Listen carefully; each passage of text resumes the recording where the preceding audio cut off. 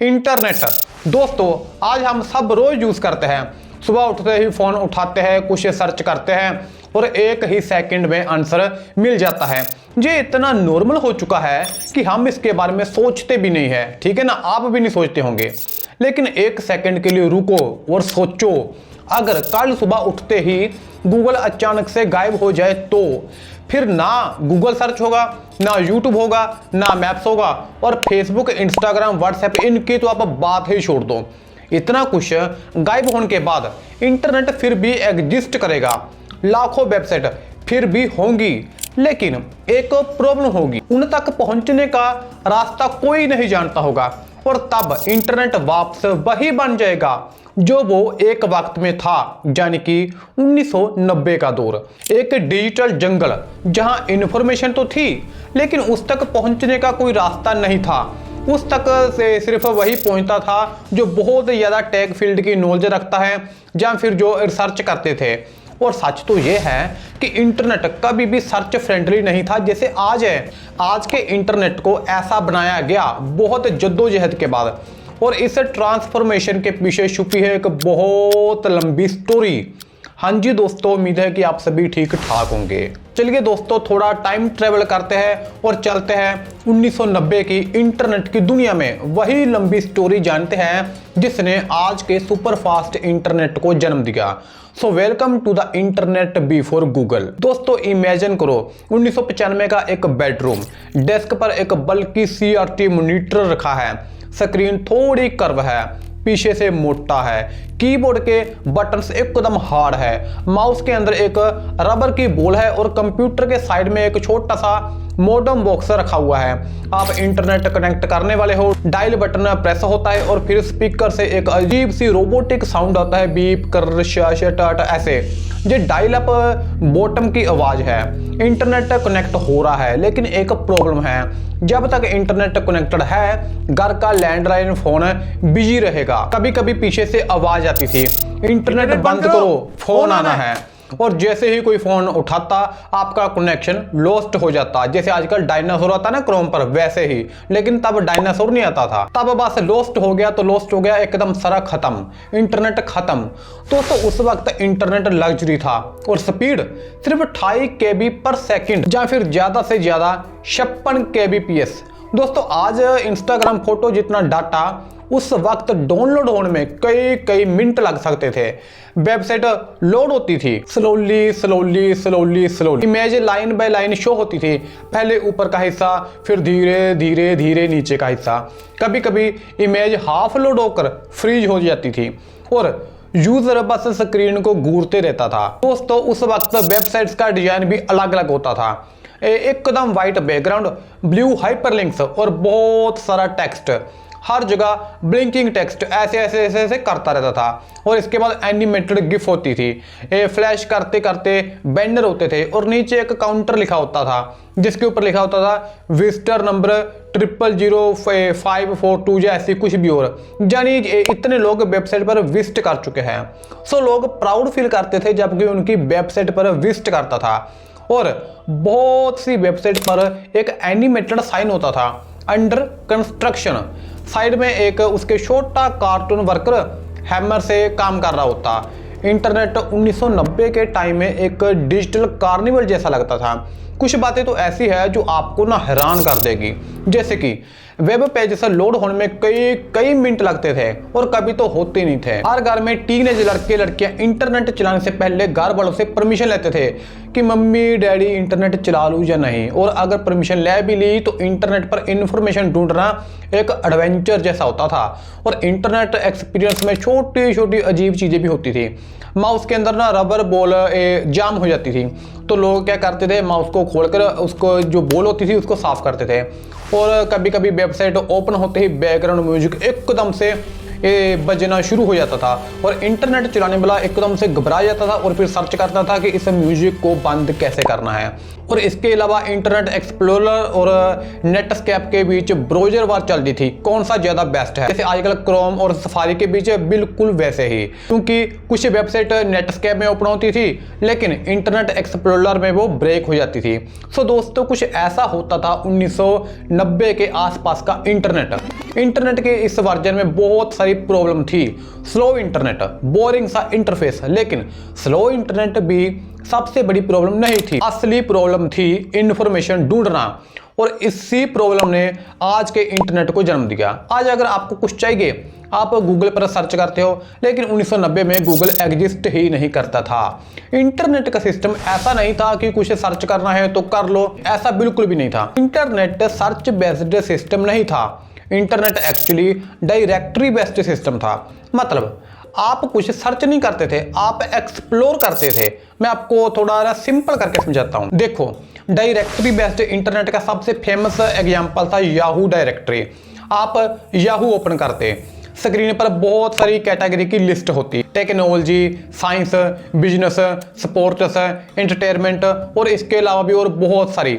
अगर आपको टेक्नोलॉजी वाली वेबसाइट चाहिए तो पहले आप क्या करते, टेक्नोलॉजी वाली कैटेगरी में क्लिक करते, फिर इसकी सब कैटेगरी कंप्यूटर्स, नेटवर्किंग, प्रोग्रामिंग, और फिर इसमें से कोई एक कैटेगरी सिलेक्ट करते, इसके बाद एक और कैटेगरी ओपन होती है, इसकी सब कैटेगरी, फिर इसके बाद एक और ऐसे जी चलता रहता। ये इतना डिफिकल्ट था कि कभी कभी एक सिंपल वेबसाइट तक पहुंचने के लिए 6 या 7 पेजेस एक्सप्लोर करने पड़ते थे।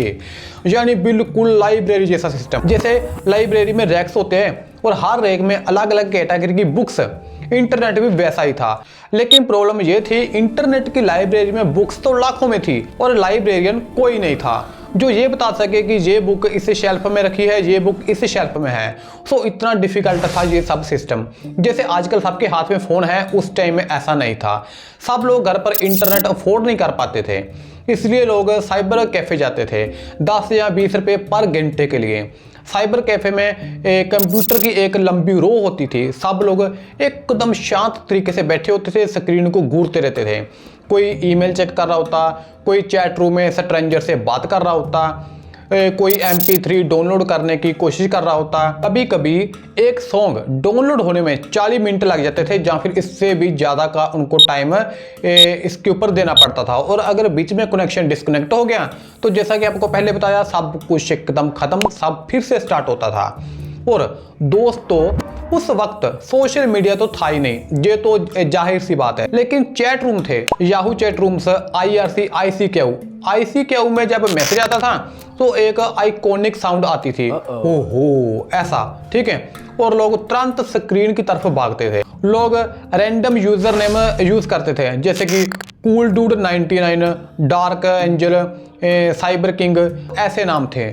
सो ये इंटरनेट का शुरुआती सोशल मीडिया नेटवर्क था। और अगर आपको लगता है उस टाइम सर्च इंजन से हेल्प करते होंगे तो सच थोड़ा शॉकिंग है। गूगल से पहले भी सर्च इंजन एग्जिस्ट करते थे, जैसे कि अर्ची हो गया, लेकोस हो गया, अल्टा विस्टा हो गया, आस्क जीविस। लेकिन उनमें एक सीरियस प्रॉब्लम थी, वो इंटेलिजेंट नहीं थे और इसी कमी के चलते आगे जाकर एक धमाका हुआ। अब ये धमाका क्या था आपको हैरान कर देगा, लेकिन उससे पहले सर्च इंजन की बात करें तो अर्ची को इंटरनेट हिस्ट्री का पहला सर्च इंजन माना जाता है। मेरे ख्याल से इसको अर्की बोलते हैं या अर्ची, इतना नहीं पता, ठीक है। तो जो भी है, अर्ची या अर्की, ये 1990 में बना था। लेकिन अर्ची वेब पेज से सर्च नहीं करता था, वो FTP सर्वर्स पर स्टोर्ड फाइल्स का रिकॉर्ड रखता था। मतलब अगर किसी सर्वर पर कोई फाइल अपलोड है, अर्ची उसका नेम ट्रैक कर सकता था। लेकिन अगर आपको फाइल का नेम बिल्कुल भी नहीं पता तो उसे ढूंढना ऑलमोस्ट इम्पॉसिबल हो जाता था। दोस्तों, फिर इसके बाद आए लेकोस और अल्टा विस्टा। ये वेब पेजेस को क्रॉल करते थे, वेबसाइट विजिट करके उनकी इंफॉर्मेशन डाटाबेस में स्टोर करते थे। लेकिन उनके जो एल्गोरिथम थे वो बिल्कुल सिंपल थे। अगर आप कोई कीवर्ड सर्च करते, ठीक है, तो रिजल्ट में सैकड़ों ही रैंडम वेबसाइट आ जाती थी। कई बार स्पैम वेबसाइट टॉप पर आ जाती थी। ऐसा क्यों होता था? क्योंकि वेबसाइट ओनर्स अपने पेजेस में कई अलग कैटेगरी के कीवर्ड भर देते थे। अगर वेबसाइट कुकिंग पर है, फिर भी वो कीवर्ड्स में टेक्नोलॉजी, स्पोर्ट्स, मूवीज ऐड कर देते थे ताकि हमारी वेबसाइट सबसे ऊपर आए। सो सर्च इंजन सिर्फ कीवर्ड देखते थे, कॉन्टेक्स्ट नहीं समझते थे, जिसका रिजल्ट ये हुआ, इंटरनेट एक मेसी इंफॉर्मेशन डंप बन गया। सो दोस्तों, लोग सर्च कुछ और करते, रिजल्ट कुछ और मिलते। धीरे धीरे लोगों का ट्रस्ट इंटरनेट पर कम होने लगा। कई लोग इंटरनेट को सीरियस इंफॉर्मेशन का सोर्स समझते ही नहीं थे, ठीक है, उनको लगता था बस ये फालतू बेकार की चीजें हैं। लेकिन इंटरनेट फिर भी धीरे धीरे ग्रो कर रहा था। वेबसाइट एक के बाद बढ़ रही थी। मिलियंस पेजेस क्रिएट हो रहे थे और जा रहे थे, लेकिन एक प्रॉब्लम सोल्व नहीं हुई थी। इन्फॉर्मेशन कैसे ढूंढे। और इसी प्रॉब्लम ने जन्म दिया इंटरनेट के सबसे इंपॉर्टेंट आइडिया को। ये आइडिया क्या था अभी बताता हूं, लेकिन अभी मेरी बात थोड़ा ध्यान से सुनना। तो बात ऐसे है कि मुझे अपनी वीडियो के लिए स्क्रिप्ट लिखना, वीडियो एडिट करना और बाकी काम करने के लिए टाइम बिल्कुल भी नहीं बचता, क्योंकि मैं जो भी करता हूं 8 से लेकर 8 पूरे 12 घंटे। सो मेरे पास टाइम नहीं बचता इन सब कामों के लिए। सो मैंने आपको यही बोलना है कि वीडियो को ज्यादा से ज्यादा शेयर करो और सब्सक्राइब करो। तो चलिए अब आते हैं वीडियो पर। सो जब लोग उलझन भरे इंटरनेट से परेशान हो गए तो जन्म हुआ एक नए आइडिया का। स्टैनफोर्ड यूनिवर्सिटी, इसको याद रखिए आप। 2 PhD स्टूडेंट्स एक स्ट्रेंज प्रॉब्लम पर काम कर रहे थे, लैरी पेज और सर्गे ब्रिन।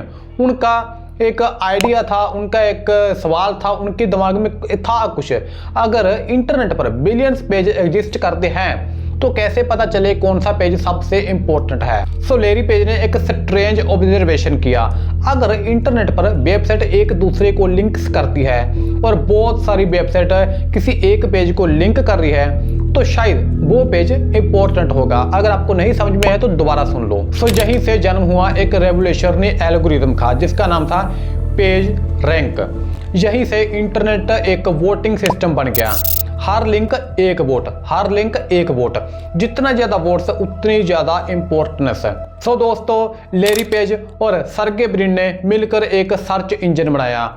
उसका नाम था बैकरब, क्योंकि एल्गोरिथम बैक लिंक्स एनालाइज करता था। पर बाद में इसका नाम चेंज हुआ गूगल, जो कि गूगल नाम का मैथमेटिकल वर्ड से इंस्पायर्ड था। गूगल यानी कि एक के बाद 100 जीरो, यानी कभी ना खत्म होने वाली इंफॉर्मेशन का सिंबल, इनफिनिट नॉलेज। सो अब गूगल का जन्म हो चुका था और जब गूगल लॉन्च हुआ तो उसका होम पेज देखकर लोग हैरान हो गए। बाकी सर्च इंजन तरह तरह के विज्ञापन से भरे होते थे, उनके ऊपर ऐड होती थी, लेकिन गूगल ब्लैंक पेज, सिर्फ लोगो और एक सर्च बॉक्स। लेकिन उस सिंपलिसिटी के पीछे एक पावरफुल सिस्टम काम करता था, एक सिस्टम जो इंटरनेट को ऑर्गेनाइज कर रहा था। इतना बड़ा सिस्टम काम कर रहा था एक सिंपल से पेज के पीछे।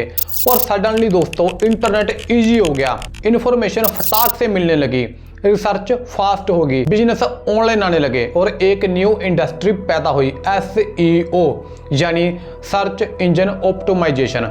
ये वही इंडस्ट्री है जिसके पीछे आजकल सब लोग भाग रहे हैं कि अच्छा SEO एक्सपर्ट कैसे बना जाए, अच्छा SEO कैसे किया जाए। सो जो आज हम कैजुअली गूगल सर्च करते हैं और हमें रियलाइज भी नहीं होता कि हम कितना पावरफुल सिस्टम यूज कर रहे हैं।